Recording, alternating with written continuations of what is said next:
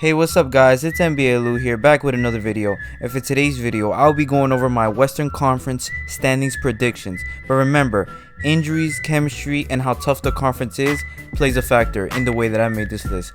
But before we start, make sure you guys like, comment, and subscribe.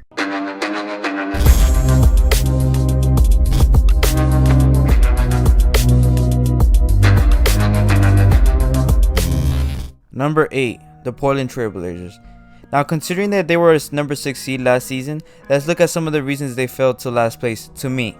With players like Melo and Kanter departing, the Blazers bench have gotten worse than it was. Melo averaged 13.4 points on 40.9% from 3, and Kanter was a walking double-double machine at 11.2 points and 11.0 rebounds on 60% field goal percentage. It's not to say the Blazers are horrible, but they didn't make any improvement. Who's to say CJ won't miss any more games, or Dame, when they both combined missed over 30 games last year, which is why I have them at number 8. Number 7, Los Angeles Lakers. Just kidding. Got him! The Clippers. Now let's start with the obvious. When you lose a player like Kawhi Leonard, you're bound to get worse. With Kawhi's most likely done for the season, the Clippers moved down from number 4 to a number 7 seed to me. Trading Beverly, losing Rondo will have a bigger impact than one thinks, not only on leadership but on toughness. Now the Clippers did get Bledsoe, but it all depends if the players can step up. Can Morris, Terrence Mann, etc. all step up? That's a big question mark. Now they do have solid role players, but can they step up? Can they provide the offense that the Clippers and Paul George need? We shall soon find out. Number 6, the Dallas Mavericks. Now it all starts with Tingus Pingus. Who the fuck is Tingus Pingus? After averaging 20 points in the regular season, he had a disappointing 2021 playoffs averaging 13.1 points and just 5.4 rebounds. Now for someone making around almost $30 million a year, it's unacceptable. So my point is that if they're going to be any higher, he has to be consistent and most importantly healthy. The guy is just as injury prone as Anthony Davis. He reminds me of one of that SpongeBob episode. I was born with glass bones and paper skin.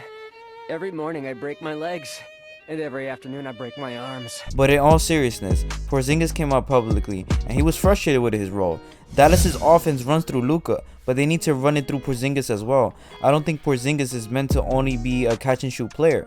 So it will be interesting to see if chemistry will be an issue this year and how they can implement him into the offense of the Dallas Mavericks. Number 5, the Golden State Warriors. Now I may get crucified for this, but hear me out. We know what to expect from Curry and Draymond, but Warriors made improvements, adding Otto Porter, Bielitsa, and adding back a vet like Iguodala.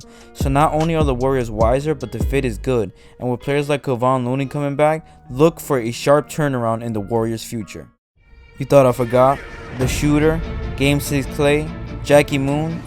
With Clay coming back, Curry gets his splash bro, and the Warriors look somewhat scary again, making them at number 5.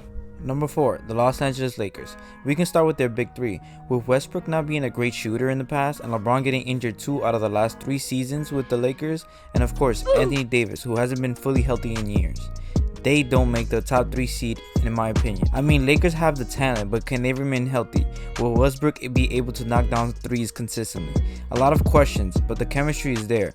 The experience and the role players are there. Now the Lakers made big improvements this offseason, shooters to surround the big 3 with. But the way I see it, it will either go really good or just horrible, no in between. And that is why I have them at number 4. Number 3, the Denver Nuggets. With Jokic coming off an MVP season, look for him to continue to have a solid season. No major changes, as I see them having a good regular season team, but just not quite there.